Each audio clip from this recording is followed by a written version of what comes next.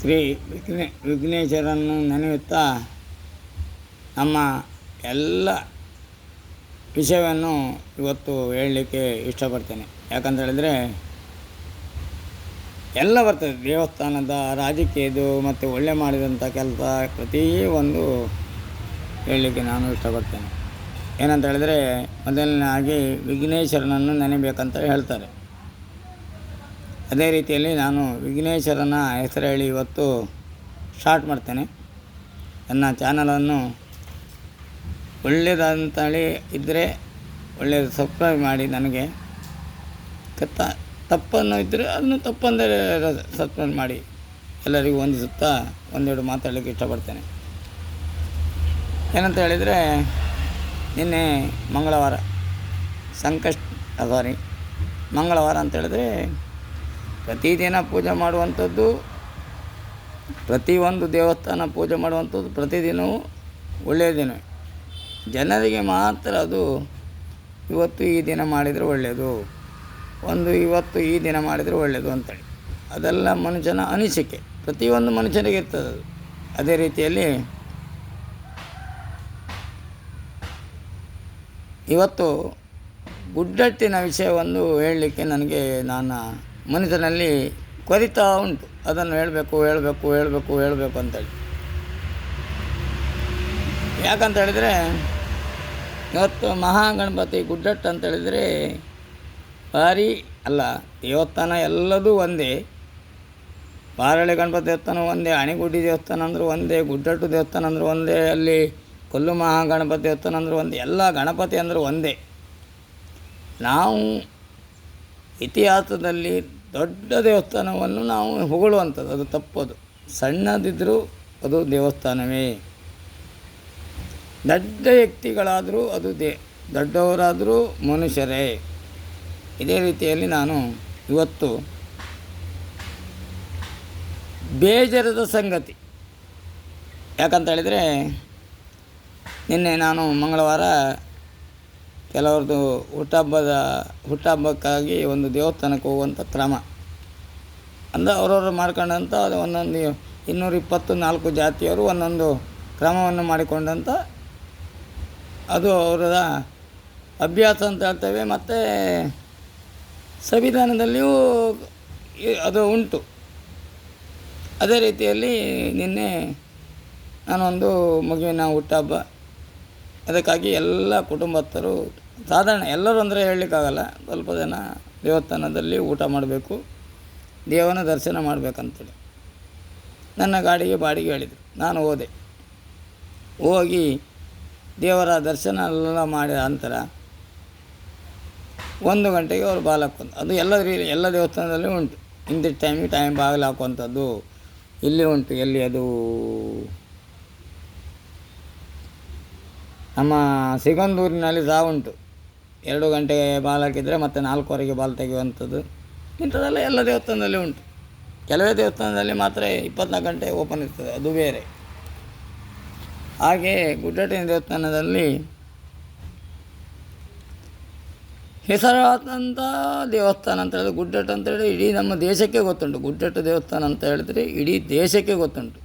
ಅದು ಒಂದು ಕಲ್ಲಿನ ಒಳಗೆ ಮೂರ್ತಿ ಇರುವಂಥದ್ದು, ಬಂಡೆಕಲ್ಲಿನ ಒಳಗಡೆ ಇರುವಂಥ ದೇವರು. ಈಗ ಕೃಷ್ಣ ಮಠದಲ್ಲಿ ಹೇಳ್ತೇವೆ ಕನಕನ ಕಿಂಡಿ ಅಂತೇಳಿ. ಅದೇ ರೀತಿಯಲ್ಲಿ ಇದೊಂದು ಒಳಗೆ ಇರುವಂಥ ಕಿಂಡಿ ಒಳಗಿರುವಂಥ ದೇವರು.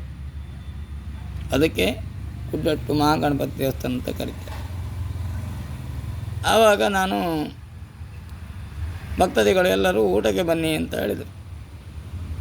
ಆವಾಗ ನಾನು ದೇವರ ಪ್ರಸಾದ ಸ್ವೀಕಾರ ಮಾಡಿದರೆ ನನ್ನ ಮನಸ್ಸಿಗೆ ತೃಪ್ತಿ ಆಗ್ತದೆ ಅಂಥೇಳಿ ಏನೋ ಒಂದು ಮನಸ್ಸಲ್ಲಿ ಹೊಳಿತು. ನನ್ನ ಮನದಲ್ಲಿ ನಾನು ದೇವರ ಪ್ರಸಾದವನ್ನು ಸ್ವೀಕರಿಸ್ತೇನೆ, ಆದರೆ ಅದನ್ನು ದಿನ ಉಪಯೋಗಿಸುವಂಥದ್ದಲ್ಲ, ದಿನ ಅದನ್ನು ಇದು ಮಾಡುವಂಥದ್ದಲ್ಲ. ಈಗ ಬಂದ ದೇವಸ್ಥಾನದಲ್ಲಿ ದಿನ ಅಲ್ಲಿ ಬಳಗರ ಅಂಗಡಿಯವರು ಇವರೆಲ್ಲ ದಿನ ಊಟ ಮಾಡಲಿ, ಅದು ಏನು ದೇವರ ದುಡ್ಡು, ಯಾರ ಹಣ ಅಲ್ಲ, ನಮ್ಮಂಥ ಭಕ್ತಾದಿಗಳ ಹಣ. ಅಲ್ಲಿ ಅವರು ಸಹ ಆಗ್ತಾರೆ. ಈಗ ದೇವಸ್ಥಾನ ಇಂಪ್ರೂವ್ಮೆಂಟ್ ಆಗಬೇಕಾದ್ರೆ ಭಕ್ತಾದಿಗಳು ಬಂದರೆ ಮಾತ್ರ ದೇವಸ್ಥಾನ ಇಂಪ್ರೂವ್ಮೆಂಟ್ ಆಗುವಂಥದ್ದು. ಅದೇ ರೀತಿಯಲ್ಲಿ ಈಗ ಕಾಜರಳ್ಳಿಯಲ್ಲಿ ಈಗ ಒಂದು ಸಾಧಾರಣ 1 ವರ್ಷದ ಈಚೆಗೆ ಸ್ಟಾರ್ಟ್ ಮಾಡಿದ್ದಾರೆ ಪ್ರತಿ ತಿಂಗಳಿಗೆ ಊಟ ಅಂತೇಳಿ. ಪ್ರತಿ ತಿಂಗಳು ಊಟ ಯಾರ ಲೆಕ್ಕದಾಗಲಿ, ದೇವಸ್ಥಾನ ಲೆಕ್ಕದಾಗಲಿ ಅಥವಾ ಭಕ್ತಾದಿ ಲೆಕ್ಕದಾಗಲಿ, ಯಾರು ಕೊಡುಗೆ ಇತ್ತೋ ಅವ್ರ ಲೆಕ್ಕದಲ್ಲಿ, ಯಾರ್ದು ಇಲ್ಲದೇ ಇದ್ದರೆ ದೇವಸ್ಥಾನ ಲೆಕ್ಕದಲ್ಲಿ. ಹಾಗೆ ಗುಡ್ಡೆಟ್ಟು ದೇವಸ್ಥಾನ ಒಳಗೆ ನನಗೆ ಯಾವ ದಿವಸ ಆ ಮೂಡ್ ಬರೋದಿಲ್ಲ. ಮಹಿಳೆಯರಿಗೆ ಬಂದಾಯ್ತಲ್ಲ, ಅವರೆಲ್ಲ ಊಟ ಮಾಡ್ತಾರೆ, ನಾನು ಹೋಗುವಂತೇಳಿ ಹೋದೆ. ಅಲ್ಲಿ ಹೋಗುವಾಗ ಅಲ್ಲಿ ಎಂಡಮೆಂಟ್ ಅಂತ ಗೊತ್ತಿಲ್ಲ, ಅಥವಾ ಭಟ್ರ ದೇವಸ್ಥಾನ ಅಂತ ಗೊತ್ತಿಲ್ಲ, ಅಥವಾ ಅಲ್ಲಿ ಆಡಳಿತ ಮಂಡಳಿ ಯಾರಂತಲೇ ನನಗೆ ಗೊತ್ತಿಲ್ಲ. ಅಲ್ಲೆಲ್ಲಿ ಬೋರ್ಡ್ ಹಾಕಲಿಲ್ಲ, ನೋಡಿದ್ದಾನೆ ನಾನು. ಪೂಜೆಗೆ ಇಂತಿಟ್ಟು ಅಂತ ಹಾಕಿದ್ದಾರೆ ವಿನಃ ಅದು ಯಾರ ಆಡಳಿತದಲ್ಲಿ ಉಂಟು ಅಂತೇಳಿ ಅದರಲ್ಲಿ ಬೋರ್ಡ್ ಇಲ್ಲ. ಹಾಗೆ ಕಾಜನಹಳ್ಳಿ ದೇವಸ್ಥಾನದಲ್ಲೇ ಉಂಟು. ಆಡಳಿತ ಮಂಡಲದಂಥ ದೇವರಂಥ ಮನುಷ್ಯರಾದಂಥ ನಿರಂಜನ ಅಂಗಡಿಯವರು, ಅವರ ಆಡಳಿತರು, ಅವರು ಮತ್ತು ಅವರು ಕುಟುಂಬದವರೆಲ್ಲ ಸೇರಿ. ನನಗೆ ಗುಡ್ಡಟ್ಟಿನ ವಿಷಯ ಅದು ತಿಳುವಳಿಕೆ ನನಗೀಗ ಮಂಡಿಯಲ್ಲಿ ಕೊರಿತಾ ಉಂಟು. ಯಾಕಂತ ಹೇಳಿದ್ರೆ ಯಾವುದೇ ಒಂದು ಇತಿಹಾಸದಲ್ಲಿ ಇಲ್ಲ. ಇತಿಹಾಸದಲ್ಲಿ ಉಂಟು ಯಾವುದು ಅಂತ ಹೇಳಿದರೆ, ಹೋಮ ಯಜ್ಞ ಮಾಡಿದರೆ ಭಟ್ರ ಮನೆಯಲ್ಲಿ ಅವರ ಕುಟುಂಬದವರಿಗೆ ಒಂದು 4 ಜನಕ್ಕೆ ಊಟ ಹಾಕುವಂಥದ್ದು ಇರುವಂಥದ್ದು. ಇದು ಆಗಲ್ಲ. ದೇವಸ್ಥಾನದಲ್ಲಿ ಪೂಜೆ ಮಾಡಿ ಹೋಗಿ ಊಟ ಮಾಡುವವರಿಗೆ ಕೀಳು ಮತ್ತು ಮೇಲು, ಕೀಳು ಮತ್ತು ಮೇಲು, ಅದು ವರ್ಗವನ್ನು ಹೇಳೋದಿಲ್ಲ. ಕೀಳು ಮತ್ತು ಮೇಲು ಅಂತ ಹೇಳಿದ್ರೆ ನೀವೇ ಅರ್ಥ ಮಾಡ್ಕೊಳ್ಬೇಕು. ಆ ರೀತಿಯಲ್ಲಿ ಊಟ ಹಾಕ್ತಾರೆ. ಎಷ್ಟು ಜನಕ್ಕೆ? ಒಂದು ಸಲ 20 ಜನಕ್ಕೆ ಊಟ ಹಾಕಲಿಕ್ಕೆ ಅಲ್ಲಿ ಜಾಗ ಉಂಟು. ಕುರ್ಚಿ ಟೇಬಲಲ್ಲಿ ಕೂತ್ಕೊಂಡು ಊಟ ಮಾಡೋರಿಗೆ ಒಂದು 20 ಜನಕ್ಕೆ, ನೆಲದಲ್ಲಿ ಕೂತ್ಕೊಂಡು ಊಟ ಮಾಡಿದವರಿಗೆ ಒಂದು 20 ಜನಕ್ಕೆ. ಅಲ್ಲಿ ಬರುವಂಥದ್ದು ಭಕ್ತಾದಿಗಳು ಅಂತ ಹೇಳಿದರೆ ಒಂದು 1000 ಮಂದಿ. ನಾನು ಸಹ ಲೈನಲ್ಲಿ ಹೋದೆ. ಆವಾಗ ಹೇಳಿದರು ಊಟ ಆಗಬೇಕಾದ್ರೆ ಆಚೆ ಹೋಗ್ಬೇಕಂತ ಹೇಳಿದ್ರು. ನಾನು ಅಲ್ಲಿ ನೋಡುವಾಗ ಲೈನುಂಟು. ನಾನು ಹಾಕಿದ್ದೇನೆ ನಿನ್ನೆ. 25 ಜನ ಕೂತ್ಕೊಳ್ಳುವಂಥ ದೇವಸ್ಥಾನದಲ್ಲಿ, ಮೇಲೆ ಮತ್ತು ಕೀಳು ಮಾಡುವಂಥದ್ದು ದೇವಸ್ಥಾನದಲ್ಲಿ, ಆ ದೇವರ ಪ್ರಸಾದ ತಿಂದಿದ್ದರೆ ನನಗೆ ಏನಾಗ್ತದೆ, ದೇವರು ಮುನಿತರ ಕೇಳುವಂಥದ್ದು. ಇದು ಸರಿಯ ತಪ್ಪು ನನಗೆ ಗೊತ್ತಿಲ್ಲ. ಅಲ್ಲಿ ನಡೆಯುವಂಥದ್ದು ಮೇಲು ಕೀಲು ರೀತಿಯಲ್ಲಿ ನೋಡ್ತಿದ್ದಾರೆ ಗುಡ್ಡಟ್ಟಿನ ದೇವಸ್ಥಾನದಲ್ಲಿ. ನಾನು ಕಣ್ಣಾರೆ ನೋಡಿದ್ದೇನೆ. ದೇವರಿಗೆ ಬೇಜಾರಾಗ್ಬೋದು ಅಥವಾ ದೇವರಿಗೆ ಒಳ್ಳೆಯದಾಗಿ ರೀತಿಯಲ್ಲಿ ಅದೇ ನನ್ನನ್ನು ಅಲ್ಲಿ ಕರೆಸಿದಂತ ಸಹ ಹೇಳ್ಬೋದು. ಇದೆಲ್ಲ ನನಗೆ ಗೊತ್ತಿರಲಿಲ್ಲ. ದೇವರೇ ಇದನ್ನೆಲ್ಲ ಈಗ ಹೇಳಿದಲ್ಲ, ನಾವು ಇತಿಹಾಸ ಎಲ್ಲ ಇದನ್ನು ಹೇಳ್ತೇನೆ ಅಂತೇಳಿ. ಈಗ ನೋಡಿ, ಸೌಜನ್ಯ ಒಬ್ಬಳೇ ಸತ್ತದಲ್ಲ, 380 ಜನ ಸತ್ತಿದ್ದಾರೆ. ಅದು ನಾನು ಹೇಳಿದ್ದಲ್ಲ, ಮಾಧ್ಯಮದವರು ಹೇಳುವಂಥದ್ದು, ವಕೀಲರು ಹೇಳುವಂಥದ್ದು. ಅಷ್ಟೂ ಜನಕ್ಕೆ ನ್ಯಾಯ ಸಿಕ್ಕಬೇಕಂತೇಳಿ ಹೇಳುವಂಥದ್ದು. ಕೆಲವರೆಲ್ಲ ಹೇಳ್ತಾರೆ, ಬೋಳ್ತಾರೆ, ಅದು ಬಿಡಿ, ಅದು ಬೇರೆ ವಿಷಯ. ಕೇವಲ ಸೌಜನ್ಯ ಬಗ್ಗೆ ಮಾತ್ರ ಹೋರಾಟ ಕೊಡುವಂಥದ್ದು ಅಂಥೇಳಿ ಅದು ತಪ್ಪು ಕಲ್ಪನೆ ಅಂತೇಳಿ ಹೇಳಲಿಕ್ಕೆ ನಾನು ಬಯಸ್ತೇನೆ. ಯಾಕಂತ ಹೇಳಿದರೆ ಅದು ದಾರಿ ತಪ್ಪಿಸುವ ಒಂದು ದಾರಿಯ ತಪ್ಪಿಸುವ ಕಾಲ ಅಂತೇಳಿ. ಇದು ವಕೀಲರಿಗೆ ಗೌರ್ಮೆಂಟ್ ಸಂಬಳ ಬರುವಂಥದ್ದಿದ್ದರೆ ಗೌರ್ಮೆಂಟ್ ವಕೀಲರಿಗೆ ಮಾತ್ರ. ಪ್ರೈವೇಟ್ ವಕೀಲರಿಗೆ ನಮ್ಮಂಥವ್ರನ್ನೆಲ್ಲ ಸೇರಿಸ್ಕೊಂಡು ಹಣ ಇರುವವರನ್ನೆಲ್ಲ ಕಂಪ್ಲೇಂಟ್ ಮಾಡಿ ಕೊಲೆ ಮಾಡಿ ಬನ್ನಿ, ದರೋಡೆ ಮಾಡಿ ಬನ್ನಿ, ನಾನು ಅದನ್ನು ಪರಿಹಾರ ಮಾಡಿ ಕೊಡ್ತೇನೆ, ನನಗೆ ಇಂತಿಷ್ಟು ಕೊಡಿ ಅಂತ ಹೇಳುವಂಥದ್ದು ಅದು ಕಾಮನ್. ಇವರು ರಾಜಕೀಯರು ಏನು ಮಾಡ್ತಾರೆ, ಈಗ ಧರ್ಮಸ್ಥಳದಲ್ಲಿ ನಿಜವಾಗಿಯೂ ನೀವೇ ಸಮೀಕ್ಷೆ ಮಾಡಬೇಕು. ದೇವಸ್ಥಾನದಲ್ಲಿ ಹಾಳು ಮಾಡಿದಂಥ ವ್ಯಕ್ತಿಗಳೇ ಬೇರೆ. ಹೆಸರು ಬರುವಂಥದ್ದು ವೀರೇಂದ್ರ ಹೆಗ್ಗಡೆಯರದ್ದು. ಅವರು ಕುಟುಂಬಸ್ಥರೇ ಮಾಡಿರ್ಬೋದೇನೋ ನನ್ನ ಅನಿಸಿಕೆ, ಅಥವಾ ಅವರ ಬೇಕಾಗುವಂಥ ವ್ಯಕ್ತಿಗಳೇ ಮಾಡಿರ್ಬೋದಂತ ಅನಿಸಿಕೆ. ಹೆಸರು ಬರುವಂಥದ್ದು ಯಾರ್ದು? ವೀರೇಂದ್ರ ಹೆಗ್ಗಡೆಯರು. ಅದೇ ರೀತಿಯಲ್ಲಿ ಮುಂದರ್ತಿಯಲ್ಲಿ ಸಹ ಹಾಗೆ. ಈಗ ಹೆಸರು ಹಾಳಾಗೋದಿದ್ದರೆ ಮುಕ್ತೇಶ್ವರದ್ದು,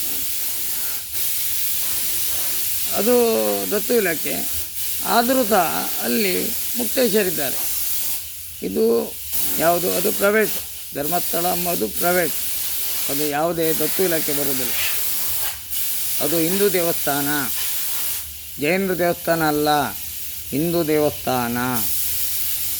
ಹಣ ಇದ್ದರೆ ಏನು ಬೇಕಾದರೂ ಮಾಡ್ಬೋದು ಅಂತೇಳಿ ಅವರು ಇದು ಮಾಡ್ತಾರೆ. ಅದಕ್ಕೆ ನಮ್ಮದು ಅಭ್ಯಂತರ ಏನಿಲ್ಲ. ನಾನು ಹೇಳುವಂಥದ್ದು,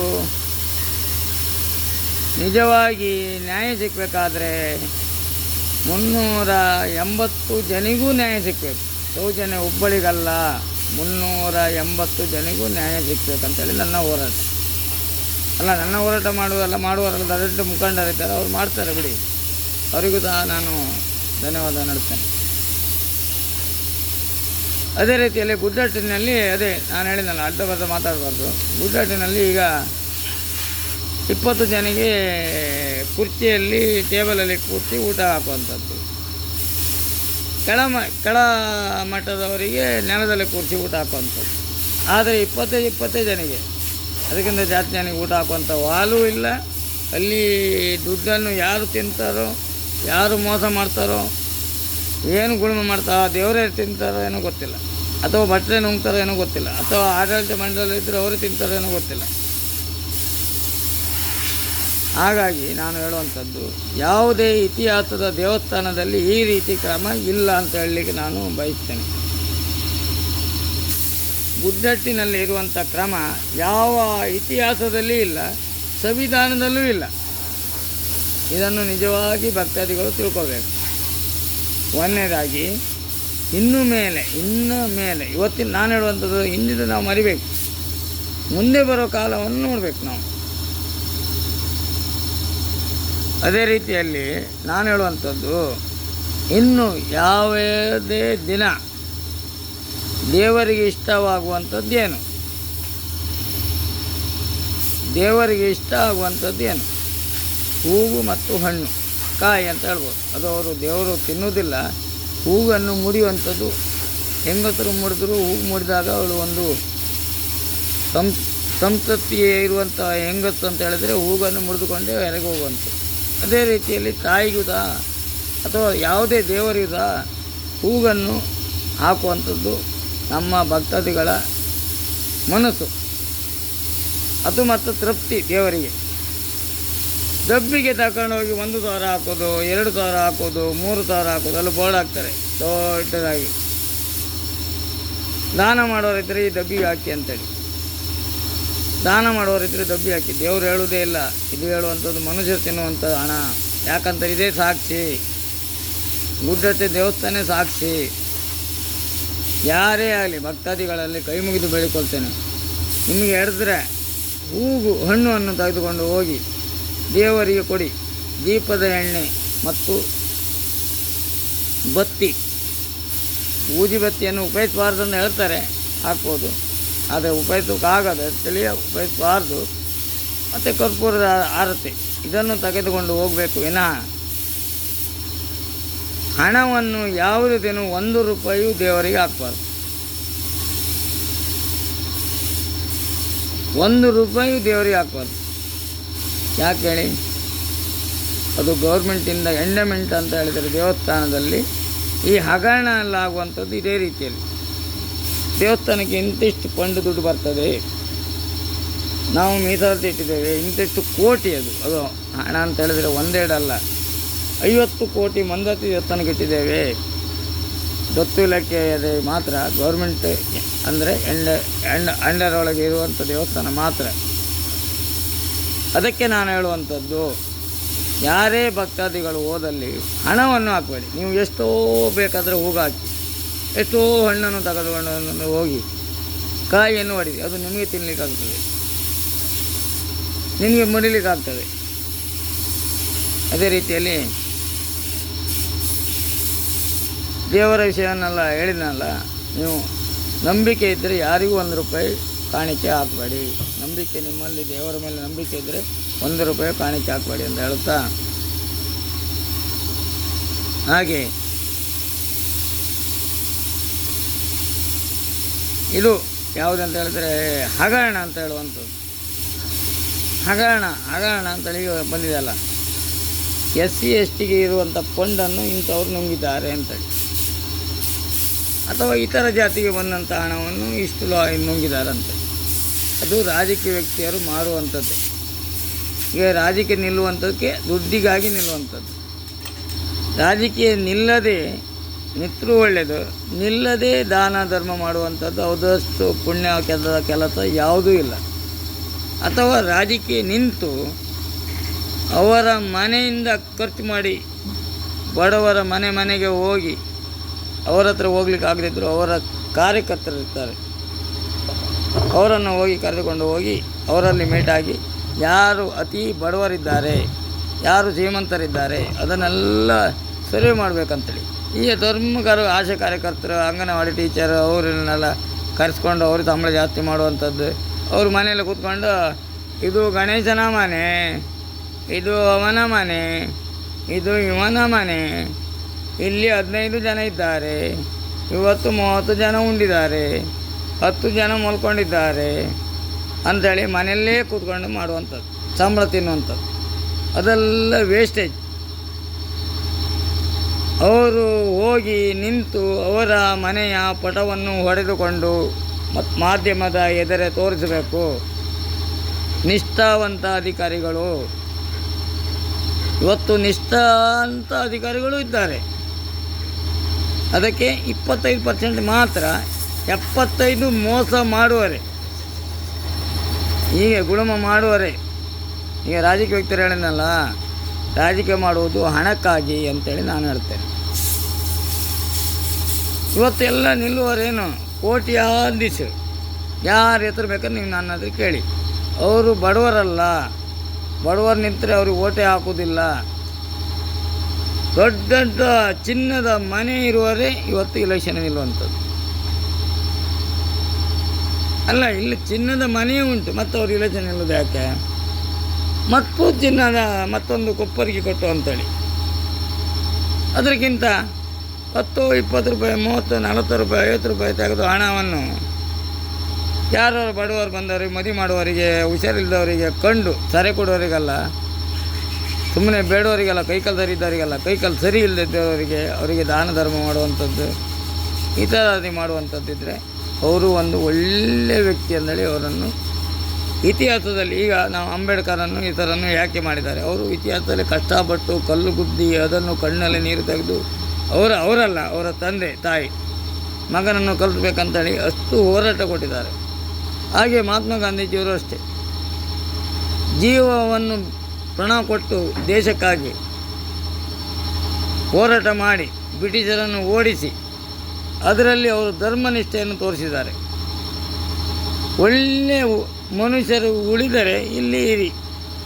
ಈಗ ಹಿಂದೂ ಮುಸ್ಲಿಂ ಅಂತ ಹೇಳ್ತೇವಲ್ಲ, ಮುಸ್ಲಿಮರಿಗೆ ಅವರಿಗೆ ಒಂದು ರಿಯಾಯಿತಿಯನ್ನು ಬಿಟ್ಟಿದ್ದಾರೆ. ಒಳ್ಳೆಯವರು ಇಲ್ಲಿ ಇರಿ, ಕೆಟ್ಟವರೆಲ್ಲ ಹೋಗಿ ಅಂತಾರೆ. ಅದು ಆತ್ಮ ಸಾಕ್ಷಿಯಾಗಿ ಧರ್ಮ. ಆದರೆ ಇವರು ಮಾಡುವಂಥದ್ದು ಏನಂತ ಹೇಳಿದ್ರೆ, ಅವರ ಕಾಲದಲ್ಲಿ ಇರುವವರೆಲ್ಲ ಧರ್ಮನಿಷ್ಠೆಯಲ್ಲೇ ಇದ್ದರು. ಕಾಲ ಕಾಲ ಕಾಲ ಕಾಲ ಮಹಿಮೆ ಚೇಂಜ್ ಆದಂಗೂ ಈಗ ಹಿಂದೂ ಮುಸ್ಲಿಂ ಅಂತ ಮಾಡಿಕೊಂಡು ಬಂದಂಥ ಈ ರಾಜಕೀಯ ವ್ಯಕ್ತಿಗಳು ಏರಿಸಿಕೊಡುವಂಥದ್ದು. ಅದು ಅಲ್ಲದೆ ದಾಖಲಾತಿ ನಾನು ಹೇಳ್ತೇನೆ, ಹಿಂದೂಗಳು ಇಲ್ಲದೆ ಯಾವುದೇ ಗೋ ಸಾಕಣೆ ಮಾಡುವುದಿಲ್ಲ, ಯಾರನ್ನು ಕೊಲೆ ಮಾಡುವುದಿಲ್ಲ, ಯಾವುದೇ ಕಳ್ಳತನ ಮಾಡುವುದಿಲ್ಲ, ಎಲ್ಲೇ ಗಲಾಟೆ ಮಾಡುವುದಿಲ್ಲ. ಹಿಂದೂಗಳನ್ನು ಉಪಯೋಗಿಸಿಕೊಂಡೇ ಅವರು ಮಾಡುವಂಥದ್ದು. ಅಂಥ ಅವರೊಟ್ಟಿಗೆ ಸೇರಿಕೊಂಡೇ ಇವರು, ನಾವು ಮುಸ್ಲಿಮ್ ಇವರು ಹಿಂದೂ, ಅವರು ಮುಸ್ಲಿಮು ಇವರು ಹಿಂದೂ ಅಂತ ಮಾಡುವಂಥದ್ದು. ನೀವು ಯಾವುದೇ ಒಂದು ಸಂವಿಧಾನದಲ್ಲಿ ದಾಖಲಾತಿ ತೆಗೆದು ನೋಡಿ. ಇವತ್ತು ಅಂಬೇಡ್ಕರನ್ನು ನಾವು ಯಾಕೆ ನೆನೆಯುತ್ತೇವೆ? ಅವರು ಸಂವಿಧಾನದಲ್ಲಿ ಒಂದು ಚೂರು ಆಚೀಚೆ ಮಾಡಲಿಲ್ಲ. ಮಹಾತ್ಮ ಗಾಂಧೀಜಿ ಮಾಡಿದಂಥ ತಪ್ಪು ಇದು ಒಂದೇ. ಅವರು ದೇವರೇ. ಹಾಗೆ ಈಗ ರಾಜಕೀಯ ವ್ಯಕ್ತಿಗಳ ವಿಷಯ ಬಂತು, ಹೇಳುವಾಗ ಹೇಳಲೇಬೇಕಾಗ್ತದೆ.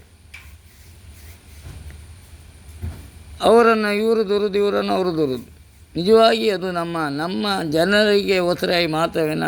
ಅವರು ಎಲ್ಲ ಗೊತ್ತುಂಟು, ಮಾಧ್ಯಮದವ್ರು ದಿನ ತೋರಿಸ್ತಾರೆ. ಅದನ್ನು ಕಂಡು ಬೇಜಾರು ಹಿಡ್ತಿದೆ. ಆದರೂ ತಾವಂತಲ್ಲ, ನನ್ನಲ್ಲಿ ಹೇಳುವಂತಲ್ಲ, ಮಂತಲ್ಲಿದ್ದಲ್ಲ, ನನಗೆ ಹೇಳಲೇಬೇಕಾಗುತ್ತೆ. ನಾನು ತಪ್ಪು ಮಾಡಿದವನು ಸಹ ನನಗೆ ಇನ್ನೊಬ್ಬರ ಹತ್ರ ಹೇಳಿಕೊಂಡು ಅದು ಪರಿಹಾರ ಮಾಡಿಕೊಳ್ಳೇಬೇಕು. ನನ್ನ ದೇಹದೊಳಗೆ ಇಟ್ಕೊಳ್ಳೇದಿಲ್ಲ. ಇದು ಗಣಪತಿ ಆಣೆಯಾಗಿ ಹೌದು. ಅದೇ ರೀತಿಯಲ್ಲಿ ಈಗ ರಾಜಕೀಯ ನಾವು ನಿನ್ನೆ ಒಂದು ನಮ್ಮ ದೇವರಂತ ಜಯಂತ್ ಮಲ್ಪೆಯವರು ಒಂದು ವಾಟ್ಸಪ್ಪಲ್ಲಿ ಹಾಕಿದ್ದಾರೆ. ಏನಂತ ಹೇಳಿದರೆ, ಬಸ್ ಕಂಡಕ್ಟ್ರ್ ಬಗ್ಗೆಯವರು ಜಗಳ ಮಾಡ್ಕೊಳ್ಳುವಂಥದ್ದು, ಊದ್ಕೊಳ್ಳುವಂಥದ್ದು ಇದಂತ. ಅದರಲ್ಲಿ ಸರಿ ಉಂಟು. ನನ್ನ ಬಸ್ಸಿಗೆ ಬರಬೇಕಂತ ಹೇಳ್ಕೊಂಡು ಹೋಗೋದಂತೂ ಜನರನ್ನೆಲ್ಲ ತೋರಿಸ್ತಾ ಇದ್ದಾರೆ. ಅದನ್ನೆಲ್ಲ ಹಾಕುವಂಥದ್ದು ನಮ್ಮ ಸಂಘ ಸಮಿತಿಯವರು, ನಿಷ್ಠಾವಂತ ಸಂಘ ಸಮಿತಿಯವರು. ಅದರಲ್ಲಿ ಚೂರ್ಪಾರು ಕೆಲವರೆಲ್ಲ ಇರ್ತಾರೆ. ಅದಕ್ಕೆ ನಾವು ಅವ್ರ ಮೇಲೆ ಬೇಜಾರು ಮಾಡ್ಕೊಳ್ಬಾರ್ದು. ಯಾಕೆ ನಾನು ಸರಿ ಇದ್ದರೆ ಇನ್ನೊಬ್ಬ ನನ್ನ ಮನೆಯವರು ಸರಿ ಇದ್ದರೆ ಅಂತ ನನಗೆ ಹೇಳಲಿಕ್ಕಾಗಲ್ಲ. ನಾನು ಸರಿ ಇದ್ದೆ ಅಂದರೆ ನನ್ನ ಹೆಂಡತಿ ಮಕ್ಕಳು ಸರಿ ಇದ್ದರೆ ಅಂತ ಹೇಳಲಿಕ್ಕಾಗೋದಿಲ್ಲ. ಅದಕ್ಕಾಗಿ ಸರಿ ಇದ್ದವರು ಅದು ನ್ಯಾಯಪರವಾಗಿ ಇರುವಂಥ, ಸಂವಿಧಾನದ ಒಳಗೆ ಇರುವಂಥ ವಿಷಯವನ್ನು ಜಯಂತ್ ಮಲ್ಪೆಯವರು ತೋರಿಸಿದ್ದಾರೆ. ಅದನ್ನು ನೋಡಿ ನಾವು ಕಲಿಬೋದು, ಗೊತ್ತಿಲ್ಲದಿರೋದನ್ನು ತಿಳ್ಕೊಳ್ಬೋದು, ಕೇಳ್ಬೋದು, ಅವ್ರ ಹತ್ರ ಮಾಹಿತಿ ಕೇಳ್ಬೋದು. ಅದೇ ರೀತಿಯಲ್ಲಿ ನಮ್ಮ ರಾಜಕೀಯ ವಿಷಯ ಹೇಳ್ತೇನೆ ಅಂತ ಹೇಳಿದ್ದೇನೆ. ಮೊದಲಾಗಿ ದೇವರ ವಿಷಯವನ್ನು ಎತ್ತೇನೆ ಅಂತ ರಾಜಕೀಯ ವಿಷಯವನ್ನು ಹೇಳ್ತೇನೆ ಅಂತ ಹೇಳಿದ್ದೇನೆ. ಸಂವಿಧಾನದ ಅಂಬೇಡ್ಕರ್ ವಿಷಯವನ್ನು ಹೇಳ್ತೇನೆ ಅಂತ ಹೇಳಲಿಲ್ಲ. ಅಂಬೇಡ್ಕರನ್ನು ಸಂವಿಧಾನ ಬರೆದ ವಿಷಯ ಮಾತ್ರ ಹೇಳಿದ್ದೇನೆ. ಅದೇ ರೀತಿಯಲ್ಲಿ ಇವತ್ತು 5 ಗ್ಯಾರಂಟಿ ಕೊಟ್ಟಿದ್ದಾರೆ. ಯಾವ ಪಕ್ಷ ಅಂತ ನಾನು ಹೇಳೋದಿಲ್ಲ. BJP ಇರ್ಬೋದು, ದಳ ಇರ್ಬೋದು, ಕಾಂಗ್ರೆಸ್ ಇರ್ಬೋದು, ಮತ್ತು ಇತರ ಪಕ್ಷಗಳು ಇದೆ. ಎಲ್ಲೆಲ್ಲ ಒಂದೊಂದು ದೇಶದಲ್ಲಿ ಒಂದೊಂದು ಪಕ್ಷಗಳು ಅಂತೇಳಿ ಇರ್ತದೆ. ಅವರು ಸಹ ನಾಳೆ ಬಂದರೆ ಅವರು 5 ಗ್ಯಾರಂಟಿ ಕೊಡ್ಬೋದು. ಅಥವಾ ಇವರು ಬಂದರು ಇವರು 5 ಗ್ಯಾರಂಟಿ ಕೊಡ್ಬೋದು. ಮತ್ತೊಬ್ಬರು ಬಂದರು 5 ಗ್ಯಾರಂಟಿ ಅವರು ಕೊಡ್ಬೋದು. 5 ಅಥವಾ 10 ಕೊಡಲಿ, ಕೊಡುವ ದಾರಿ ಕ್ರಮ ಉಂಟು. ಅವರು ಹೇಳುವುದು ಕ್ರಮ ಉಂಟು, ಸರಿ ಉಂಟು. ಸರಿ ಇಲ್ಲದೆ ನನಗೆ ನೇರವಾಗಿ ನನ್ನ ನಂಬರಿಗೆ ತಪ್ಪದು. ಗೃಹ ಯೋಜನೆ ಮಾಡಿದರು, ಸರಿ ಉಂಟು. ಕರೆಂಟ್ ಫ್ರೀ ಮಾಡಿದರು, ಸರಿ ಉಂಟು. ಅನ್ನದಾನ ಮಾಡಿದರು, ಸರಿ ಉಂಟು. ಅದೇ ರೀತಿಯಲ್ಲಿ ಒಟ್ಟು 5 ಇದು ಮಾಡಿದ್ದಾರೆ, ಅನುದಾನಕ್ಕೆ ತಂದಿದ್ದಾರೆ. 5 ಸರಿ ಉಂಟು. 5 ಸರಿ ಉಂಟು. ಅದಕ್ಕೆ ನಾನು ಹೇಳ್ತೇನೆ, ಕರೆಂಟ್ ಕೇಳುವಂಥದ್ದು. ಕೆಲವರು ಹೇಳೋದು ನಮಗೆ ಫ್ರೀ ಕರೆಂಟ್ ಅಂತೇಳಿ. ಇನ್ನು ಮುಖಂಡರೇ ನಾನು ನೋಡುವಾಗ BJP ಮುಖಂಡರೇ ಮುಂದೆ ಹೋಗಿ ನಿಂತ್ಕೊಂಡು ನಮ್ಮದು BPL ಕಾರ್ಡು, ನಮಗೆ APL ಕಾರ್ಡ್, ಅವರಿಗೆ BPL card, APL BPL card ಅಂತ ಇರ್ತದೆ. ಅದು ನಮ್ಮ ವರ್ಗಕ್ಕೆ ಬರುವಂಥ ಕಾರ್ಡೇ ಅವರಿಗೆ. BJP ಕಾರ್ಯಕರ್ತರಾಗಿರ್ಬೋದು, ಕಾಂಗ್ರೆಸ್ ಕಾರ್ಯಕರ್ತರಾಗಿರ್ಬೋದು, JDS ಕಾರ್ಯಕರ್ತರಾಗಿರ್ಬೋದು, ಯಾವುದೇ ಮುಖಂಡರಾಗಿರ್ಬೋದು, ನಮಗೆ SC STಗೆ ಬರುವಂಥ ಕಾರ್ಡೇ ಅವ್ರ ಹತ್ರ ಇರುವಂಥದ್ದು. ಅವ್ರಿಗೆ ಬರುವಂಥ ಕಾರ್ಡ್ ನಮ್ಮ ಹತ್ರ ಇರುವಂಥದ್ದು. ಯಾಕೆ ಹೇಳ್ತೇನೆ ಅಂತ ಹೇಳಿದರೆ, ಇವತ್ತೊಂದು ಗೌರ್ಮೆಂಟ್ ಬಸ್ ಫ್ರೀ ಅಂತ ಹೇಳಿದ್ರೆ ಒಳ್ಳೆ ಹೋಯ್ತು. ನಿಮ್ಮ ಸರ್ಕಾರವೇ ಲಾಸ್, 10 ಕೋಟಿ ಲಾಸ್, 100 ಕೋಟಿ ಲಾಸ್ ಅಂತ ಹೇಳಿ ಬರೀ ಸುಳ್ಳು. ಕರೆಂಟ್ ಲಾಸ್, ಯೂನಿಟ್ ಜಾಸ್ತಿ ಮಾಡಿ ಲಾಸ್ ಅಂತ ಹೇಳೋದು, ಅದು ಬರೀ ಸುಳ್ಳು. ಬಸ್ಸಲ್ಲಿ ನೋಡಿ, ಗೌರ್ಮೆಂಟ್ ನಿಷ್ಠೆಯಿಂದ ಅನ್ನ ತಿನ್ನುವನ ನಿಷ್ಠೆಯಿಂದ ಡ್ರೈವರ್ ಆದವನು, ನಾನು ಡ್ರೈವರೇ, ನಿಷ್ಠೆಯಿಂದ ಅನ್ನ ತಿನ್ನುವಂಥ ಡ್ರೈವರ್ ಕಂಡಕ್ಟರ್ ಇದ್ದರೆ ಅವ ಪ್ರತಿಯೊಂದು ವ್ಯಕ್ತಿಗಳನ್ನು ಕರೆದುಕೊಂಡು ಹೋಗ್ತಾನೆ. ಇವ ಏನಿಲ್ಲ, ಹಿಂದೊಂದು ಸೀಟ್ AC, ಹಿಂದೆ ಡ್ರೈವರಿಗೆ ಮುಂದೆ AC. ಅವನ ಕಾಲಿಗೆ ವಾದ ಕಸ, ಬ್ರೇಕೇ ಮೆಟ್ಟೋದಿಲ್ಲ. ಅವ ಎಲ್ಲಾದರೂ ಪಾಪ ಪುಣ್ಯ ಗಿರೇತಿ ಎಲ್ಲ ಮೆಟ್ದ, ಕಂಡಕ್ಟರ್ ವಿಚಾರಾಗ್ದ, ಹೋಗಲಿ ಅಂತಾರೆ. ಆವಾಗ ಗೌರ್ಮೆಂಟ್ ಲಾಸ್ ಆಗದೆ ಏನಾಗ್ತದೆ ಕೇಳುವಂಥದ್ದು.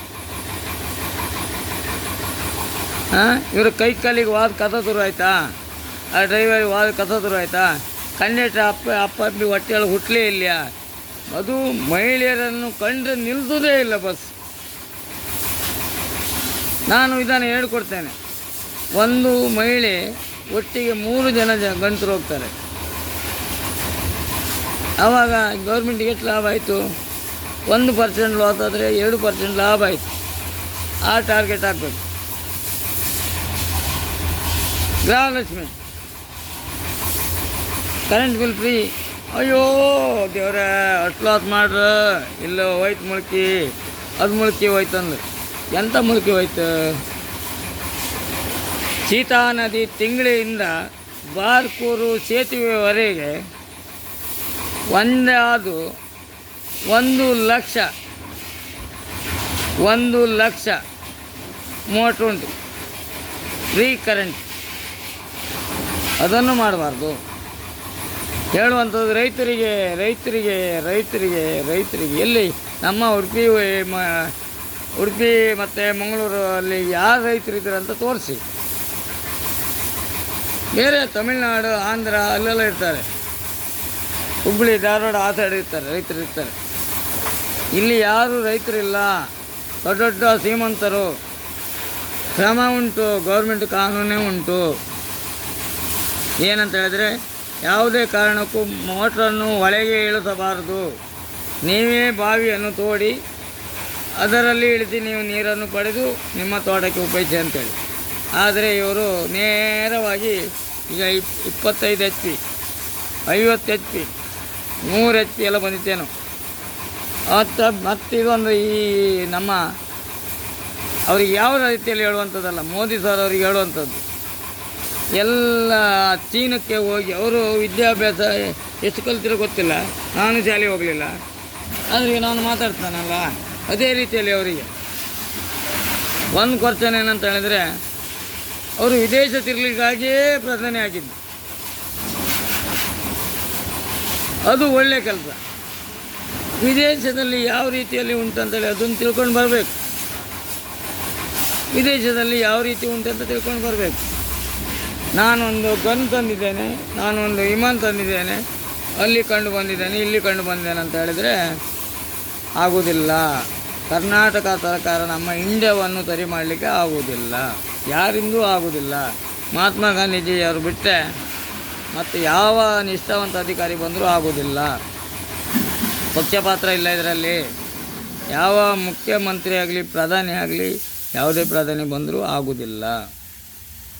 ಆಗಬೇಕಾದ್ರೆ ಅಲ್ಲಿ ಹೋದನ್ನು ನೋಡಿದಾಗ ಅಲ್ಲಿ ಯಾವ ಶಿಕ್ಷೆ ಉಂಟು. ಕೊಲೆ ಮಾಡಿದವನಿಗೆ ಮರಣದಂಡ ಶಿಕ್ಷೆ,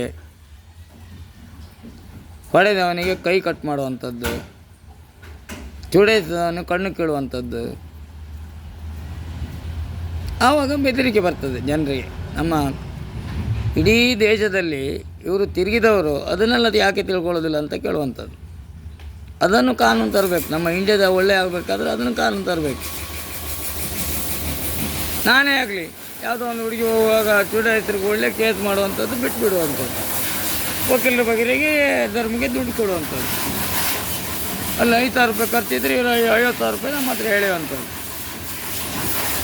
ಅಲ್ಲಿ ಹಾಗೆ ಅಲ್ಲ. ಕಣ್ಣು ಹೊಡೆದವನಿಗೆ ಕಣ್ಣು ಕೇಳ್ತಾರೆ, ಹೊಡೆದವನಿಗೆ ಕೈ ಕಟ್ ಮಾಡ್ತಾರೆ, ಕೊಲೆ ಮಾಡಿದವನಿಗೆ ಅಲ್ಲೇ ಕೊಲ್ತಾರೆ, ಶೂಟ್ ಮಾಡಿ ಕೊಲ್ತಾರೆ. ಅದನ್ನೆಲ್ಲ ಕಂಡು ಹಿಡಿಬೇಕು. ಇವ್ರಿಗೆ ಗೊತ್ತಿಲ್ಲ, ಅದೆಲ್ಲ ವಿಷಯ ಗೊತ್ತಿಲ್ಲ. ಅವ್ರಿಗೆ ಶಾಲೆ ಹೋಗಲಿಲ್ಲ, ನಾನು ಶಾಲೆ ಹೋಗಲಿಲ್ಲ. ಅವರೊಂದು 5ನೇ ಕ್ಲಾಸ್ ಹೋಗಿರೇನೋ, ನಾನೊಂದು 3ನೇ ಕ್ಲಾಸಿಗೆ ಹೋಗಿದ್ದೆ ಅಷ್ಟೇ. ಅವ್ರ ವಿಷಯಕ್ಕಲ್ಲ, ಒಟ್ಟಿಗೆ ಯಾರೇ ಪ್ರಧಾನಿ ಆದರೂ ಅದನ್ನು ನಮ್ಮ ಇಂಡಿಯಾಕ್ಕೆ ಕಾನೂನನ್ನು ತಂದರೆ ನಮ್ಮ ಇಂಡಿಯಾದಲ್ಲಿ ಪೊಲೀಸ್ ಯಾವುದೇ ಅಧಿಕಾರಿಗಳು ಬೇಡ. ಅಲ್ಲೆಲ್ಲ ಪೊಲೀಸ್ ಅಧಿಕಾರಿಗಳೆಲ್ಲ ಹೆಚ್ಚು ಜನ ಬೇಡ.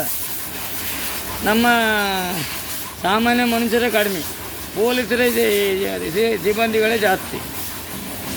ದಿನ ಯಾಕಕ್ಕೆ ಒಬ್ಬರು ಹತ್ತಿಲ್ಲ, 15-20 ಜನ ಆಯ್ಕತ್ತೆ ಒಬ್ಬನೇ ಯಾಕಕ್ಕೆ ಅದು ಬರ್ತಿಲ್ಲ.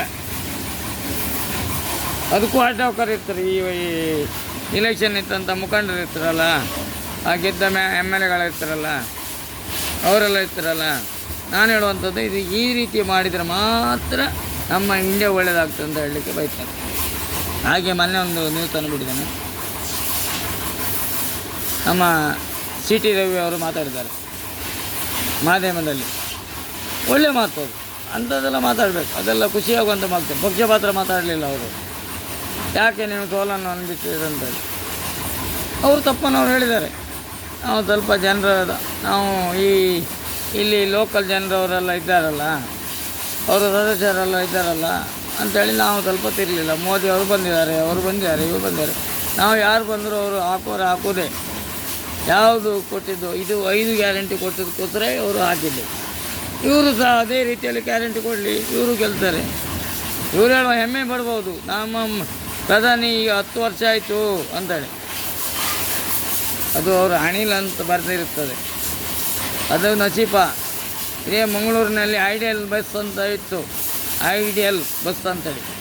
ಇಡೀ ಫಸ್ಟ್ ಉಡುಪಿ ಮಂಗಳೂರು ಜಿಲ್ಲೆಯಲ್ಲಿ ಫಸ್ಟ್ ಒಳ್ಳೊಳ್ಳೆ ಬಸ್ ಹಾಕಿದಂಥ ಬಸ್ ಅಂತ ಹೇಳಿದ್ರೆ ಐಡಿಯಲ್. ಮುಂಚೆ ಇತ್ತಿರುವಂಥದ್ದು CP ಅಂತ EPS APS ಅಂತೆಲ್ಲ ಒಂದು ಬಸ್ ಇತ್ತು, ಅದು ಇತ್ತು ಮುಂಚೆ. ಅದ ನಂತರ ಐಡಿಯಲ್ ಬಸ್ ಬಿಟ್ಟರೆ ಬೇರೆ ಯಾವುದು ಒಳ್ಳೆಯ ಬಸ್ಸೇ ಇಲ್ಲ. ಈಗೆಲ್ಲ ಬಂದುಬೇಡಿ, ಟೀಚರ್ ಕೋಚ್, ಆ ಕೋಚ್, ಈ ಕೋಚ್, ಮತ್ತು ಈಗ ಬಸ್ಸಿನೊಳಗೆ ಶೌಚಾಲಯ ಇಲ್ಲ. ಮನೆಗೆ ಪಂಚಾಯತಿ ವ್ಯಾಪ್ತಿಯಲ್ಲಿ ಶೌಚಾಲಯ ಇಲ್ಲ. ಅದು ಮೊನ್ನೆ ಒಬ್ಬ ಅಧ್ಯಕ್ಷ ಕೇಂದ್ರ ಅದೆಲ್ಲ ಆಯ್ತು, ಇಲ್ಲ ಮಾಡ್ಕೊಂಡ್ರೆ ಮಾಡಲಿ, ಬಿಟ್ಟರು ಬಿಡಲಿ ಅಂತ. ಈ ಬಸ್ಸಿನೊಳಗೆ ಶೌಚಾಲಯ ಉಂಟು, ಅದು ಅವ್ರು ಬಿಟ್ಟಾಕಲಿ, ಅವ್ರ ಕರ್ಮ ಕಾಂಡ. ಅವ್ರನ್ನ ಓಟ್ ಹಾಕಿ ಗೆಲ್ತಿರಲ್ಲ, ಅದು ಅವರ ಹಣೆಯಲ್ಲಿ ಬರುತ್ತೆ, ಸಾಯಲಿ ಅವ. ಅದೇ ರೀತಿ ನಾ ಹೇಳುವಂಥದ್ದು, CT ರವಿಯವರು ಹೇಳಿದಂಥ ಪ್ರಶ್ನೆ ಉಂಟು, ಮೋದಿ ಹೆಸರು ಹೇಳ್ರತಿ ನೀವು ಗೆಲ್ಲಕ್ಕಿತ್ತಲ್ಲ ಅಂತ ಹೇಳಿದ್ರು.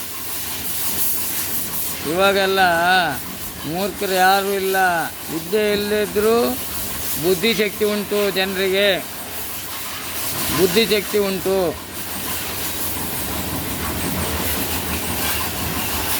ಇವತ್ತು ನಿಯತ್ತಲ್ಲಿ ನಮ್ಮ ಸಂಘ ಸಮಿತಿಯನ್ನು ಹಾಳು ಮಾಡಬೇಕಂತೇಳಿ ಎಷ್ಟೋ ಜನ ಹೋರಾಟ ಕೊಡ್ತಾರೆ, ಹಾಕುವಂಥದ್ದು ವೀಡಿಯೋದಲ್ಲಿ, ಯೂಟ್ಯೂಬಲ್ಲಿ, ಅದರಲ್ಲಿ ರಾಜಕೀಯ ವ್ಯಕ್ತಿಯನ್ನು ಹೇಳ್ಕೊಬರುವಂಥದ್ದು. ನಿಮಗೆ SC STರಿಗೆ ಫಂಡ್ ಬಂದಿದೆ, ಇಷ್ಟು ಕೋಟಿ ಕೊಡಲಿಲ್ಲ, ಅವ್ರಿಗೆ ಕೊಡಲಿಲ್ಲ, ಇವ್ರಿಗೆ ಕೊಡಲಿಲ್ಲ, ಅವ್ರಿಗೆ ಕೊಡಲಿಲ್ಲ ಅಂತ ಹೇಳುವಂಥ. ಇವರು ರಾಜಕೀಯ ಬಂದಿದ್ದರು ಅದೇ ಮಾಡುವಂಥದ್ದು. SC ST ಎಲ್ಲೂ ಮೀಸಲಾತಿ ಹಣವನ್ನು ಇಡ್ತಾರೆ ವಿನ ಅದನ್ನು ಉಪಯೋಗಿಸುವುದು ಅಲ್ಲಿನ ಪಂಚಾಯತರು, ಜಿಲ್ಲಾ ಪಂಚಾಯತರು, ತಾಲೂಕು ಪಂಚಾಯತರು, MLA ರು ಅದನ್ನು ಅವರವರ ಮನೆಗೆ ಅವರವರಿಗೆ ಬೇಕಾಗುವಂಥ 224 ಜಾತಿಯಲ್ಲಿ SC ST ಮೀಸಲಾತಿ ಬಂದಂಥ ದುಡ್ಡನ್ನು ಅವರು ದಡ್ಡರ ಮನೆಗೆ ಮಾಡಿದ. ನಿನಗೆ ಬೆಳಿಗ್ಗೆ ಒಂದು ವಿಡಿಯೋ ಹಾಕಿದ್ದೇನೆ, ಅದು ಒಂದೇ ಒಂದು SC ST ಅವರ ಮನೆ ಇಲ್ಲದಿರುವಂಥದ್ದು ಬಿಲ್ಲಾಡಿ ಗ್ರಾಮದಲ್ಲಿ, ಗುಂಜಿ ಗ್ರಾಮದಲ್ಲಿ ಮತ್ತು ಎರ್ತಾಡಿ ಗ್ರಾಮದಲ್ಲಿ. ಎಲ್ಲ ಗ್ರಾಮಕ್ಕೂ ನಾನು ಈಗ ಎಲ್ಲ ಸಮೀಕ್ಷೆ ಮಾಡಲಿಲ್ಲ, ಮಾಡ್ತೇನೆ. ಮಾಡದಿದ್ದರೂ ಮಾಡಿ ಅದೇ ರೀತಿಯಲ್ಲಿ ನಡೆಯುವಂಥದ್ದು.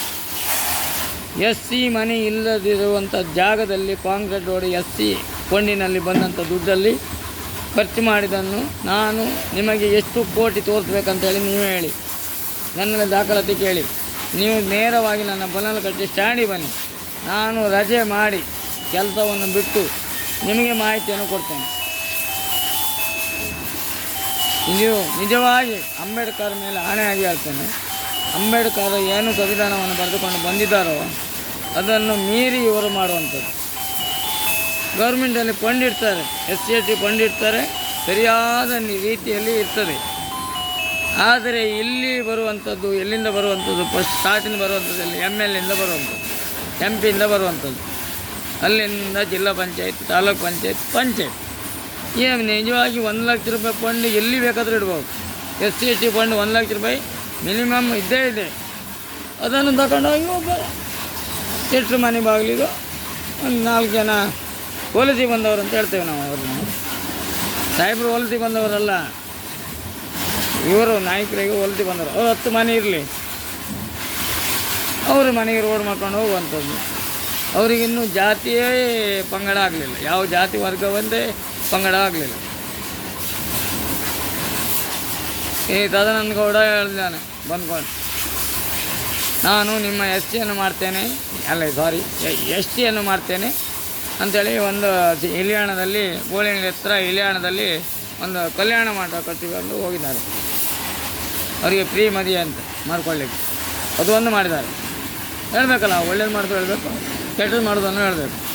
ಅದೇ ರೀತಿಯಲ್ಲಿ ನಮ್ಮ MLA ಆದಂಥ ದೀನಶೆಟ್ಟರು ಮಾಡ್ತಾರೆ, ಅವರಿಗೂ MLA ಫಂಡ್ ಬರ್ತದೆ.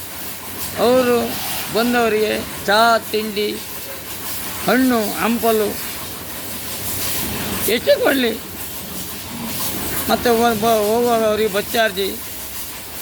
ಯಾರೇ ಬರಲಿ, ಕುಡುಕ ಬರಲಿ, ಅಂಗವಿಕಲರು ಬರಲಿ, ಮದುವೆಯರು ಬರಲಿ, ದೇವಸ್ಥಾನದವ್ರು ಬರಲಿ, ಅವರಿಗೇನು ಹಣ ಮಾಡುವಂಥ ಆಸೆ ಇಲ್ಲ. ಮಾಡಿದ್ದಾರೆ. ಅವರಿಗೆ ಎಷ್ಟು ಬೇಕೋ ಅಷ್ಟೇ ಮಾಡಿಟ್ಟಿದ್ದಾರೆ. ಉಳಿದ ಹಣವನ್ನು ದಾನ ಮಾಡ್ತಾರೆ. ಇವರೆಲ್ಲ ಇಲ್ಲಿ ನಮ್ಮ ಉಡುಪಿ ಜಿಲ್ಲೆಯಲ್ಲಿ ಕಾಂಗ್ರೆಸ್ ಅವರು ಕೇಳ್ತಾರೆ. ಇದೇ ನಮ್ಮ ಸಿದ್ದರಾಮಯ್ಯ ಕೇಳಿದ್ದಾನೆ ಏನಂತೇಳಿ, ಉಡುಪಿ ಜಿಲ್ಲೆಗೆ ಯಾವುದೇ ನಾನು ಬಿಡುಗಡೆ ಮಾಡೋದಿಲ್ಲ ಅಂತೇಳಿ. ಏನು ಕಾಂಗ್ರೆಸ್ಸರಿಗೆ ಓಟ್ ಹಾಕಲಿಲ್ವ ಇಲ್ಲಿ ಬಿಡುಗಡೆ ಮಾಡಲಿಕ್ಕೆ? ಅದು ತಪ್ಪಲ್ಲ ಮಾತಾಡುವಂಥದ್ದು, ಅದು ತಪ್ಪೇ. ಇದು ತೀರದಷ್ಟು ಅಷ್ಟೇ. ಅವರು ಬರುವಂಥ ಫಂಡಿನಲ್ಲಿ ಅವರಿಗೆ ಬೇಕಾಗೊಟ್ಟು ಇಟ್ಟುಕೊಂಡು ಉಳಿದ ಹಣವನ್ನು ದಾನ ಧರ್ಮ ಮಾಡ್ತಾರೆ. ಅವರಿಗೆ ನಾವು ಕೈ ಮುಗಿಬೇಕು. ಅದೇ ರೀತಿಯಲ್ಲಿ ಪ್ರತಿಯೊಂದು ವ್ಯಕ್ತಿ ಮಾಡೋದಾದರೆ, ಇವತ್ತು ಕಿರಣ್ ಕೊಡ್ಗೇರ್ ಅಂತ ಹೇಳಿದರೆ ಇವತ್ತು ಉಡುಪಿ ಜಿಲ್ಲೆಯಲ್ಲಿ ಅದು ಎಷ್ಟೋ ದೊಡ್ಡ ಮಂತ್ರಿ. ಅವರಿಗೆ ರಾಜಕೀಯ ಬೇಡ, ಮನೇಲಿ ಇದ್ದದ್ದೇ ಚಿನ್ನದ ಮನೆಯಲ್ಲಿ ಊಟ ಮಾಡ್ಬೋದು. ಮೊನ್ನೆ ಒಬ್ಬ ವಿದ್ಯಾ ಆಗಿದ್ದಾನೆ, ಚಿನ್ನದ ಬಟ್ಲಲ್ಲಿ ಆದರೂ ಊಟ ಮಾಡೋದು ಅನ್ನವೇ ಅಂತೇಳಿ. ಇದನ್ನೆಲ್ಲ ಜನರು ತಿಳ್ಕೊಳ್ಬೇಕಂತ ಹೇಳುತ್ತಾ, ಮುಂದೆ ನನಗೆ ನಮ್ಮ SC STಗೆ ಏನು ಸೌಲಭ್ಯ ಸಿಕ್ಕುತ್ತೋ ಅದನ್ನು ಪಡೆಯಬೇಕು ಅಂತಂಬುದೇ ನನ್ನ ಹೋರಾಟ. ಅಂಬೇಡ್ಕರ್ ಏನನ್ನು ಬರೆದಾರೋ ಅದರ ಬಗ್ಗೆ ಹೋರಾಟ. ನನ್ನ ಜೀವ ಇರುವ ತನಕ, ನನ್ನ ಶ್ವಾಸ ಬಿಡುವ ತನಕ ನಾನು ಅಂಬೇಡ್ಕರ್ ಸಂವಿಧಾನದ ಒಳಗಿನ ಸಾಹಿತ್ಯನ ವಿನ ಯಾರ ಒತ್ತಡದಲ್ಲಿ ನಾನು ಸಾಯುವುದಿಲ್ಲ ಅಂತ ಹೇಳಿದ್ರೆ ಕರ್ಕೊಂಡು ಹೋಗೋನು ಯಮ ಧರ್ಮನ ಗುಪ್ತಚಾರ ಬಂದು ಕರ್ಕೊಂಡು ಹೋಗೋಂಥ ಅದು ಬೇರೆ. ಆದರೆ ಅವರು ಕರೆದುಕೊಂಡು ಹೋಗೋ ತನಕ ನಾನು ಹೋರಾಟ ಕೊಡುವಂಥದ್ದು ಧರ್ಮ ನಿಷ್ಠೆ, ನ್ಯಾಯ. ಅದು ಸಂವಿಧಾನದ ಒಳಗಿನ ಪೇಜಿ ಒಳಗಿನಲ್ಲೇ ನಾನು ಮಾಡುವಂಥ. ಹಾಗೆ ಸಂಘ ಸಮಿತಿಯವರು ಸಹ ಅದರ ಒಳಗೆ ಏನೆಲ್ಲ ಹೋರಾಟ ಕೊಡಲಿಕ್ಕಾಗ್ತದೋ ಅದನ್ನು ಹೋರಾಟ ಕೊಡಲೇಬೇಕು ನಾವು. ಅದಕ್ಕೆ ಬೆಂಬಲ ಕೊಡುವಂಥದ್ದು SC ST ಅವರು ಮತ್ತು ಇತರ ಜಾತಿಯವರು ಬರ್ಬೋದು. ಅಂದರೆ ಬಡವರು ಅವರೊಟ್ಟು ನಮ್ಮೊಟ್ಟು ಸೇರ್ಬೋದು. ನಾವು ಜಾತಿ ಭೇದ ಮಾಡಲಿಲ್ಲ. 224 ಜಾತಿ ಒಂದೇ ಅಂಥೇಳಿ ಸಂವಿಧಾನದಲ್ಲೇ ಉಂಟು. 224 ಜಾತಿ ಒಂದೇ ಸಂವಿಧಾನದಲ್ಲೇ ಉಂಟು. ಅವರು ಸಹ ಬಡವರು ನಮ್ಮೊಟ್ಟಿಗೆ ಸೇರ್ಬೋದು. ಶ್ರೀಮಂತರಂತೂ ಸೇರುವುದಿಲ್ಲ, ಬಡವರು ಸೇರ್ಕೊಳ್ಬೋದು. ನಾವು ಬೇಡ ಅಂತೇಳಿ ಯಾವತ್ತೂ ದೂರ ಮಾಡೋದಿಲ್ಲ, ಯಾವುದೇ ಜಾತಿ ಭೇದ ಮಾಡೋದಿಲ್ಲ. ನಮ್ಮ SC ST ಅವರಿಗೆ ಬರುವಂಥ ಫಂಡನ್ನು SC ST ಅವರಿಗೆ ಹಾಗೂ ಬಡ ಜೀವಿಗಳಿಗೆ ಸಿಕ್ಕಬೇಕಂತೇಳಿ ನಾನು ಬಯಸುತ್ತಾ, ನಮ್ಮ ಅಂಬೇಡ್ಕರನ್ನು ನೆನೆಯುತ್ತಾ, ಸ್ತ್ರೀ ಮುಖಂಡರಾದಂಥ ಎಲ್ಲ ಸಂಘ ಸಮಿತಿಯವರು, ನಮ್ಮ SC ST ಸಂಘದವರಿಗೆ ಧನ್ಯವಾದವನ್ನು ಹೇಳುತ್ತೇನೆ. ಮುಂದೆ ನಿಮ್ಮನ್ನು ನಾನು ಭೇಟಿಯಾಗ್ತೇನೆ ಅಂತ ಹೇಳುತ್ತಾ, ಇದು ಒಳ್ಳೆಯದಿದ್ದಲ್ಲಿ ನನ್ನ ಲೈಕ್ ಮಾಡಿ, ತಪ್ಪಿದ್ದಲ್ಲಿ ನೀವು ತಪ್ಪಂದೇಳಿ ಮಾಡಿ. ಯಾಕಂತ ಹೇಳಿದ್ರೆ ಕೆಲವರು ಹೇಳ್ತಾರೆ ಸಬ್ಸ್ಕ್ರೈಬ್ ಮಾಡಿ ಅಂತೇಳಿ. ನಾವು ಕನ್ನಡದಲ್ಲಿ ಹೇಳುವ ಇಂಗ್ಲೀಷ್ ಶಬ್ದವನ್ನು ಕೆಲವೆಲ್ಲ ನಾವು ಮಾತಾಡೋದೇ ಇಂಗ್ಲೀಷ್, ಇದು ಕನ್ನಡ ಶಬ್ದ ಅಲ್ಲ. ನಾವು ಮಾತಾಡುವಂಥದ್ದು ಇಂಗ್ಲೀಷೇ. ಜನರಿಗೆ ಗೊತ್ತಿಲ್ಲ ಬಿಟ್ಟರೆ ಕನ್ನಡದಲ್ಲಿ ಮಾತಾಡೋ ನಾವು ಮಾತಾಡ್ತೇವೆ. ಅದು ಕನ್ನಡ, ಶುದ್ಧ ಕನ್ನಡ ಅಂತೇಳಿ ಎಲ್ಲಿಯೂ ಯಾರಲ್ಲಿ ಮಾತಾಡಲಿಕ್ಕೆ ಆಗೋದಿಲ್ಲ. ಈ ಒಂದು ನೆನಪಾಯಿತು. ಅತಿ ಬಡವನಾಗಿರುವಂಥ ನಮ್ಮ ಮನುವಂದಾಡಿ, ಕುಂದಾಪುರ ಕನ್ನಡ ಅಂತ ಹೇಳಿದರೆ ಅವರಿಗೆ ಶುದ್ಧ ಬರುವಂಥದ್ದು ಕುಂದಾಪುರ ಕನ್ನಡ ಅಂತ ಹೇಳಿದರೆ ಮನುವಂದಾಡಿ. ನಿಜವಾಗಿ ತಪ್ಪದು. ಮನುವಂದಾಡಿಗಿಂತ ನಾನು ಒಂದು ಹುಡುಗಿಯನ್ನು ಹೇಳ್ತೇನೆ. ಗೌತಮಿ ಅಂತ ಹುಡುಗಿ ಇವತ್ತು ಉದ್ಯಾವರದಲ್ಲಿದ್ದಾಳೆ. ಅವಳೆದರೆ ಇವರು ಮಾತಾಡಲಿಕ್ಕೆ ಸಾಧ್ಯವೇ ಇಲ್ಲ. ಶುದ್ಧ ಕನ್ನಡ, ಕುಂದಾಪುರ ಕನ್ನಡ. ಇದೆಲ್ಲ ಬೇರೆ ಕನ್ನಡ ಅಲ್ಲ, ಕುಂದಾಪುರ ಕನ್ನಡ ಮಾತಾಡೋದಿದ್ದರೆ ಗೌತಮಿ 7ನೇ ತರಗತಿ ಉದ್ಯಾವರ ಆತ್ಮಹತ್ಯದ ಪಕ್ಕದಲ್ಲಿ ಒಬ್ಬ ರಿಕ್ಷಾ ಚಾಲಕನ ಮಗಳಾಗಿರುತ್ತಾಳೆ. ಇದನ್ನು ಗಮನವಿಟ್ಟು ಹೇಳಿ. ಮನುವಂದಾಡಿ ಏನು ಮಾಡಬೇಕಿತ್ತು ಅಂತ ಹೇಳಿದರೆ, ಕುಂದಾಪುರ ಕನ್ನಡವನ್ನು ಜೋಕ್ಸ್ ಮಾಡಿ ಮಾಡಿ ಮಾಡಿ ಮಾಡಿ ಮಾಡಿ ಮಾಡಿ ಅವನಿಗೆ ಡಿಮ್ಯಾಂಡ್ ಆಗಿದೆ. ಹಣ ಮಾಡಲಿಕ್ಕೆ ದಾರಿ ತೋರಿಸಿಕೊಟ್ಟಿದ್ದಾರೆ. ಇವಾಗ ನಿಜವಾಗಿ ಮನುವಂದಾಡಿ ಧರ್ಮ ನಿಷ್ಠೆ ಇದೇ ರೀತಿಯಲ್ಲಿ ನನ್ನ ರೀತಿಯಲ್ಲಿ ಯೂಟ್ಯೂಬಲ್ಲಿ ಅಥವಾ ಮತ್ತೊಂದರಲ್ಲಿ ಬಿಟ್ಕೊಂಡು ಜೋಕ್ಸ್ ಮಾಡಿ ಜನರ ಮನಸ್ಸನ್ನು ನೆಮ್ಮದಿಪಡಿಸಿ ಒಳ್ಳೆ ರೀತಿಯಲ್ಲಿ ಇದ್ದರೆ ಇವತ್ತು ಒಂದು ಧರ್ಮದ ಶಾಲೆ ಕಟ್ಟಿಸ್ಬೇಕಿತ್ತು. ಇವತ್ತು 2-3 ಶಾಲೆ ಕಟ್ಟಿದ್ದಾರೆ. ಡೊನೇಷನ್ ಇವರಿಗೆಲ್ಲ ನಾವು ಕುಂದಾಪುರ ಕನ್ನಡ ಇತಿಹಾಸ ಬರೆದವರು ಅಂತೇಳಿ ನಾವು ಕರೆಯುವಂಥದ್ದು. ಹೇಳಲಿಕ್ಕೆ ತುಂಬ ಉಂಟು. ನನಗೆ ಸಣ್ಣ ಹೇಳೋದು, ಈ ಮನುವಂದಾಡಿ ಅಂತ ಮಾಡುವಂಥದ್ದು ಒಂದು ಧರ್ಮದ ಶಾಲೆ ಕಟ್ಟಿ ನಾನು ದುಡಿದ ಹಣದಲ್ಲಿ ನಾನು ಹೇಳಿದ್ನಲ್ಲ ದಿನಕ್ಕೆ 20 ರೂಪಾಯಿ 30 ರೂಪಾಯಿ ತೆಗೆದಿಡ್ತೇನೆ ಅಂತೇಳಿ, ಅದೇ ರೀತಿಯಲ್ಲಿ ಇವರು ಒಂದು ಧರ್ಮದ ಶಾಲೆ ಕಟ್ಟಿ ಇದೇ ಹಾಸ್ಯ ಕುಂದಾಪುರ ಕನ್ನಡ ಮಾತಾಡಿ ಇದೆಲ್ಲ ಮಾತಾಡಿ ಅದರಲ್ಲಿ ಹಣ ಮಾಡಿ ಶಾಲೆ ಮಕ್ಕಳನ್ನು ವಿದ್ಯಾಭ್ಯಾಸ ಕೊಟ್ಟಿದ್ದರೆ ಅವರಿಗೆ ದೇವರು ಒಳ್ಳೇದು ಮಾಡ್ತಾರಂತ ಹೇಳುತ್ತೇನೆ. ನನ್ನ ಮಾತನ್ನು ಮುಗಿಸ್ತೇನೆ. ಮುಂದಿನ ಎಪಿಸೋಡ್ ಬಿಡುವಾಗ ನಾನು ತಪ್ಪಿದರೆ ಕ್ಷಮಿಸಿ, ಸರಿ ಇದ್ದರೆ ಸರಿ ಎಂದಳಿ ಮಾಡಿ ನನಗೆ ದಯವಿಟ್ಟು ದೇವರ ಬಗ್ಗೆಯೂ ಮತ್ತು ಜನರ ಬಗ್ಗೆ ಕನಿಕರ ಇರುಕೋಗಿ ನಾನು ಈ ರೀತಿಯಲ್ಲಿ ಹೇಳುವಂಥ. ಎಲ್ಲೇ ನಾನು ಹೋದಾಗ ದೇವಸ್ಥಾನದಲ್ಲಿ ತೊಂದರೆ ಆಗ್ತದಾ, ಯಾರ ಮನೆಯಲ್ಲಿ ಸೊರಿತದ, ಯಾರ ಮನೆಯಲ್ಲಿ ಊಟಕ್ಕೆ ಅಕ್ಕಿಲ್ವಾ, ನನ್ನಲ್ಲಿ ಕೊಡಲಿಕ್ಕಾಗ್ತಿದ್ರು ಇನ್ನೊಬ್ಬರಲ್ಲಿ ಹೋಗಿ ಹೇಳ್ತೇನೆ ಈ ಮನೆ ಪರಿಸ್ಥಿತಿ ಈಗ ಉಂಟು, ಈ ಜನ ಮನೆಯಲ್ಲಿ ಈ ಥರ ಪರಿಸ್ಥಿತಿ ಉಂಟಂತ ಹಾಗೆ ಹೇಳುತ್ತಾ ನಮ್ಮ ಅಧಿಕಾರಿಗಳಾದಂಥ ಎಲ್ಲ ಪೊಲೀಸ್ ಡಿಪಾರ್ಟ್ಮೆಂಟ್ ಅವರಿಗೆ ವಂದಿಸುತ್ತಾ, ನೀವು ಧರ್ಮನಿಷ್ಠೆಯಿಂದ ನಾನು ಕೆಲವು ವೀಡಿಯೋ ಎಲ್ಲ ನೋಡ್ತಿದ್ದೇನೆ, ಎಲ್ಲ ರಾಜಕೀಯ ವ್ಯಕ್ತಿಗಳ ಬಗ್ಗೆ ಸಪೋರ್ಟ್ ಮಾಡುವಂಥದ್ದು, ಅದು ಯಾವುದೂ ಸಹ ಮಾಡಬೇಡಿ. ಎಲ್ಲರೂ ಈಗ ನಮ್ಮಲ್ಲಿ ಒಳ್ಳೊಳ್ಳೆ ವ್ಯಕ್ತಿಗಳು ಬಂದಿದ್ದಾರೆ, ಅರುಣ್ ಕುಮಾರ್ ಸರ್ ಅವರು ಮತ್ತು ಮತ್ತೊಬ್ಬರು ಬಂದಿದ್ದಾರೆ, ಎಲ್ಲರೂ ಒಳ್ಳೊಳ್ಳೆಯರಿದ್ದಾರೆ. ಅದೇ ರೀತಿಯಲ್ಲಿ ನೀವು ನಡ್ಕೊಂಡು ಹೋಗಿ. ನಮಗೆ ಕೊಟ್ಟಷ್ಟದ್ದೇ ಸಾಕು ಹಣ, ಈ ಗೌರ್ಮೆಂಟ್ ಸಂಬಳ ಕೊಡುವಂಥದ್ದೇ ಸಾಕು. ಈ ರಾಜಕೀಯ ವ್ಯಕ್ತಿಗಳ ಹಣವನ್ನು ಉಪಯೋಗಿಸೋದು ಬೇಡ. ಇವತ್ತು ಮೊನ್ನೆ ಒಂದು ಹೇಳಿದ್ದೇನೆ, ಇವತ್ತು 5 ಕೋಟಿ ಮನೆ ಕಟ್ಟಿದ್ದಾರೆ ಅವರು. ಒಂದು ಕಾನ್ಸ್ಟೇಬಲ್ ಆಗಿ 5 ಕೋಟಿ ಮನೆ ಕಟ್ಟುವಂಥದ್ದಿದ್ರೆ ಹೇಗೆ ಆಗ್ತದೋ ಏನೋ ಗೊತ್ತಿಲ್ಲ. ಅವರಿಗೆ ತಿಂಗಳಿಗೆ 1 ಲಕ್ಷ ಇದ್ದರೂ ಆಗಲಿಕ್ಕಿಲ್ಲ, 1 ಲಕ್ಷ ಸಂಬಳ ಇದ್ದರೂ ಆಗಲಿಕ್ಕಿಲ್ಲ ಕಟ್ಟಲಿಕ್ಕೆ. ಹಾಗೆ ಹೇಳ್ತಾ ನಾನು ಅಂಬೇಡ್ಕರ್ನನ್ನು ನೆನೆಯುತ್ತಾ, ಶ್ರೀ ದುರ್ಗಾ ಪರಮೇಶ್ವರಿ ಮುಂದರ್ತಿ ಅಮ್ಮನವರು ನೆನೆಯುತ್ತಾ, ಹಾಗೆ ಮೊದಲನೇದಾಗಿ ಮಹಾಗಣಪತಿಯನ್ನು ನೆನೆದಿದ್ದೇನೆ. ಎಲ್ಲರಿಗೂ ಜನರಿಗೂ 224 ವರ್ಗದವರಿಗೂ ಸದಾ ಕಾಪಾಡಲಿ ಅಂತ ಹೇಳುತ್ತಾ, ಸದಾ ವಿದ್ಯಾಭ್ಯಾಸ ಕಲಿಯುವವರ ಮಕ್ಕಳಿಗೆ ಸದಾ ಶಾರದಾಂಬೆಯು ಒಲಿಲಿ ಅಂತ ಹೇಳುತ್ತಾ, ಜೈ ಹಿಂದ್, ಜೈ ಕರ್ನಾಟಕ, ಒಂದೇ ಮಾತರಂ.